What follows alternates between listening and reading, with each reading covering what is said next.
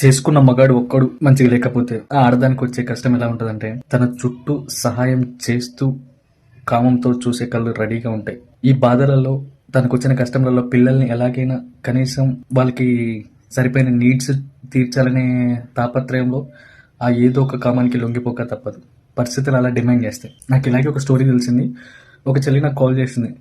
Call చేసి ఇట్లా జరుగుతుంది అన్నయ్య, మా హస్బెండ్ బాగా తాగబోతూ, పెళ్ళికి ముందు నాకు తెలియదు, తర్వాతకి అడిక్ట్ అయిపోయిండు, నన్ను పట్టించుకోడు, ఇప్పుడు తనకి దూరంగా ఉంటున్నా నేను, కనీసం నాకు డబ్బులు కూడా పంపాడు, ఇప్పుడు పిల్లని స్కూల్ ఫీజు అని హాస్పిటల్ చూపించాలని చెప్పి చాలా బడన్ అవుతుంది, రూమ్ రెంట్ కూడా నా దగ్గర ఉన్న గోల్డ్ తాకట్టు పెట్టి మరి రూమ్ రెంట్ కట్టుకుంటూ వస్తున్నా అని చెప్పింది. సరే కదా, మరి నువ్వేమైనా పెళ్ళకి వెళ్ళొచ్చు కదంటే, పాప చాలా చిన్నదన్నయ్య, ఇప్పుడు ఎవరు లేరు చూసుకోవడం కంటే, మరి మీ పేరెంట్స్ ఏమయ్యారంటే తనకి అమ్మా నాన్న ఎవరు లేరంట, ఉన్న అన్నయ్యలు కూడా తనకి పెళ్లి చేసి వాళ్ళ బాధ్యత వాళ్ళు తీర్చుకున్నారు. ఇప్పుడు తనకి పిల్లలకి ఏమైనా హాస్పిటల్లో చూపించాలన్నా, ఇంట్లో సరిగా ఏమైనా కావాలన్నా కూడా ఎక్కడొక్కడ ఏదో ఒక ఎవరో దగ్గర అడగాల్సి వస్తుంది.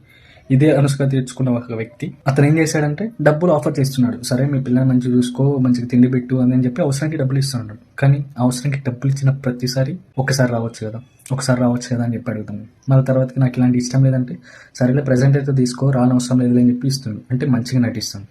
దాని తర్వాత ఎప్పుడొకప్పుడు ఫోన్ చేసి రావచ్చు కదా, పోనీ నేను వచ్చాను ఒకదాని ఉన్నావు కదా అని చెప్పాను. అలా చెప్పినప్పుడు రాను అని చెప్పి డైరెక్ట్గా చెప్పొచ్చు కదా అని చెప్పేసాను. రానంటే ఎలా అన్నయ్య, కనీసం ఇచ్చే డబ్బులు కూడా ఇవ్వడం అని చెప్పి నాకు భయం వేస్తుంది, నా పిల్లని ఎట్లా చూసుకోవాలనిపిస్తుంది అని చెప్పండి. ఇంకా మరి మీ హస్బెండ్ ఏం పంపిడంటే, అసలు వాడు పట్టించుకోవడం అన్నయ్య, ఉన్నాడా లేనని కూడా చూడ్డు, మహా అంటే నెలకి ఒక 200, 300, 500 అట్లా పంపిస్తాడు, అది కూడా పిల్లకి. అతను ఎవరో కాదు, అట్లా డబ్బు చూపించి ఆశ పెట్టి నన్ను లొంగ తీసుకోవాలని చూసేది ఎవరో కాదు, మా హస్బెండ్ వాళ్ళ బెస్ట్ ఫ్రెండ్ అని చెప్పి చెప్పింది. వాళ్ళ ఫ్రెండే ఆమెని ఇట్లా కోరిక కోసం పిలుస్తున్నాడంటే వాడు హౌలీగాడ్ అయ్యి ఉన్నాడు.